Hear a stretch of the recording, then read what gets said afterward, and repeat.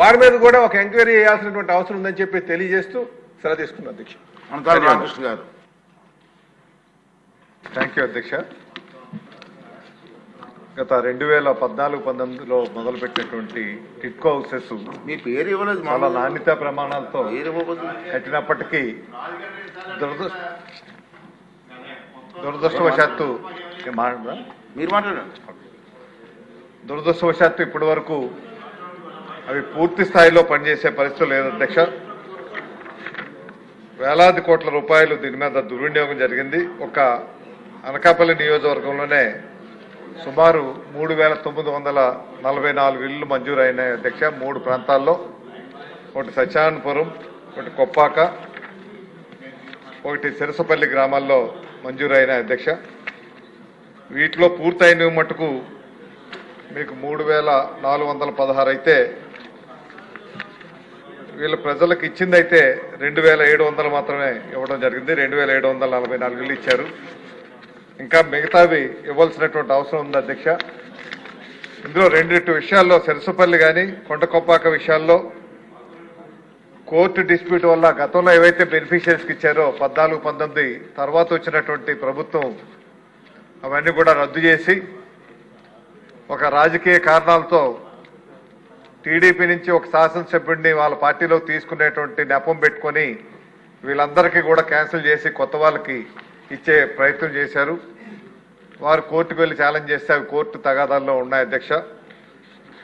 వేరే స్థలంలో అయితే 2,744 ఇళ్లు ఇచ్చినప్పటికీ అందులో దిగినటువంటి వాళ్ళు 2,490 మాత్రమే, ఇంకా 254 ఇంకా ఆక్యుపై చేయాల్సి ఉంది అధ్యక్ష. దీంతో పాటు ఇంకొక 50% ఇచ్చిన వాళ్ళలోనే 50% ఇంకా ఖాళీలుగా ఉన్నాయి. ఎందుకంటే ఇవన్నీ కూడా చాలా మటుకు బెనామీ పేర్లతో ఉన్నటువంటి ఇల్లులు అధ్యక్ష. ఇందులో దురదృష్టం ఏంటంటే ఎవరైతే అంతకుముందు మంజూరు చేశారో 2014-19 టీడీపీ ప్రభుత్వ హయాంలో ఉన్నప్పుడు వాళ్ళ పేరుతో బ్యాంక్ రుణాలు తీసుకున్నారు, వారి పేరుతో ఎలక్ట్రిసిటీ బిల్లు ఇచ్చారు, ఎలక్ట్రిసిటీ కనెక్షన్స్ ఇచ్చారు. కానీ అక్కడ ఉన్నటువంటి లబ్ధిదారులు వేరే లబ్ధిదారులకి ఆ ఇల్లులు కేటాయించడం జరిగింది. పాత వాళ్ళకేమో బ్యాంక్ డబ్బు కట్టమని వాళ్ళకి ఈఎంఐ నోటీసులు వస్తున్నాయి. కొత్త వాళ్ళకి కట్టకుండానే వాళ్ళు ఆ ఇల్లులు అనుభవించే పరిస్థితి ఉంది. ఇవన్నీ కూడా జియో ట్యాగింగ్ చేస్తూ ఏవైతే ఏ ప్రాంతాల్లో అయితే ఇల్లులు కట్టారో ఆ ప్రాంతాలకి ఒక స్పెషల్ ఆఫీసర్ని పెట్టి ఇవన్నీ రిజాల్వ్ చేస్తాను. కానీ ఇప్పటికీ కూడా మన ప్రభుత్వం వచ్చి సుమారు 15 మాసాలైనా ఇంకా ఇటువంటి చర్యలు కూడా తీసుకోకపోవటం అన్నది దురదృష్టకరం. వెంటనే చర్యలు తీసుకొని వాటికి కావాల్సిన ఇన్ఫ్రాస్ట్రక్చర్ కూడా పూర్తి చేయాలి అధ్యక్ష. సర్వీస్ రిజర్వాయర్స్ కానీ, మీకు పంప్ సెట్స్ కూడా డ్రింకింగ్ వాటర్కి ఏవైతే మోటార్స్ ఉన్నాయో ఆ మోటార్లు కూడా పెట్టలేదు, అవుట్ఫాల్ డ్రైన్స్ లేవు, ఎస్టీపీస్ లేవు, ఎలక్ట్రిఫికేషన్ లేదు. అక్కడ ఏముందంటే ఇప్పుడు పల్లా శ్రీనివాస్ గారు చెప్పినట్టు అక్కడ దొంగతనాలు జరుగుతూ ఉన్నాయి. అవాంఛితంగా కొంతమంది యాంటీ సోషల్ ఎలిమెంట్స్ అక్కడ డ్రగ్ పెడలింగ్ కూడా జరుగుతూ ఉంది. అందువల్ల ఇటు మీద ఒక జియో ట్యాగింగ్ అది పెట్టుకొని రియల్ బెనిఫిషియర్స్ని కూడా ఐడెంటిఫై చేసి సిరసపల్లి కొండకొప్పాక ప్రాంతం ఏదైతే ఉందో అది కోర్టు స్టేలో ఉంది కాబట్టి కోర్టులో ఎవరైతే ఒరిజినల్ బెనిఫిషియర్స్ వేశారో వాళ్ళ పేరుతో అవి కేటాయించే పరిస్థితి వచ్చినప్పుడు ఆ డిస్ప్యూట్ కూడా వెంటనే రిజాల్వ్ అవుతుంది. కాబట్టి వారికి ఇల్లు ఇచ్చే సుమారు 600 మందికి ఆ ఇల్లు ఇచ్చే అవకాశం ఎవరైతే గతంలో ఇచ్చారో వాళ్ళకే ఇవ్వాల్సిందిగా మీ ద్వారా మంత్రి గారిని కోరుతున్నాను అధ్యక్ష. రమేష్ బాబు గారు. ధన్యవాదాలు అధ్యక్ష.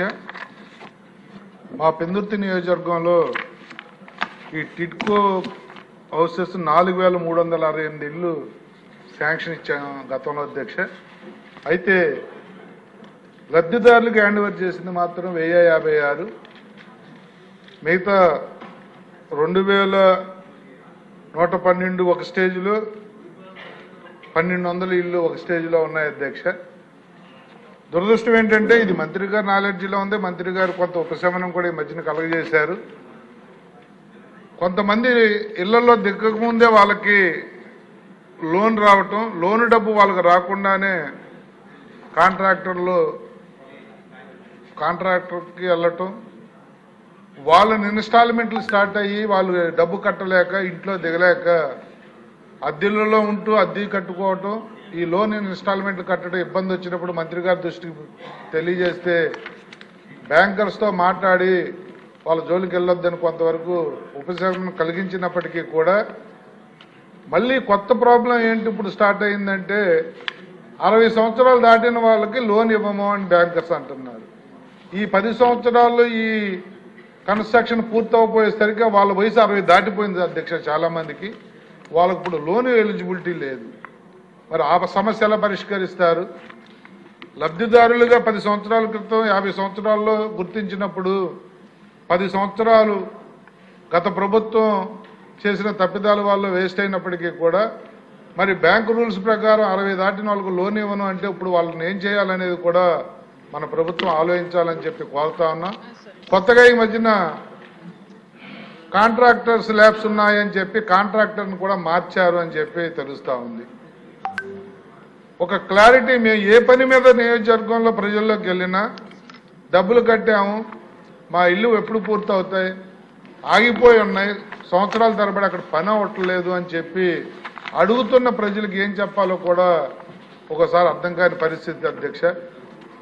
చేస్తామని చెప్తే అనుకున్న టైంకి అవ్వకపోవటం కానీ ఏదైనా దీన్ని టైం బాండ్ ప్రోగ్రాంలా పెట్టుకుని గౌరవ మంత్రి గారు ఎక్కువ అన్ని జిల్లాల్లో కూడా ఎక్కువ ఎక్కడైతే హౌసెస్ పెండింగ్ ఉన్నాయో ఆ జిల్లాల్లో రివ్యూ పెట్టుకుని పబ్లిక్ కూడా కొద్ది భరోసా ఇచ్చినట్లయితే ఈ ప్రభుత్వం మీద మన మీద కూడా నమ్మకం పెరుగుద్ది అధ్యక్ష. దయచేసి మంత్రి గారిని ఆ దిశగా ఆలోచించమని చెప్పి మీ ద్వారా కోరుతా ఉన్నాను.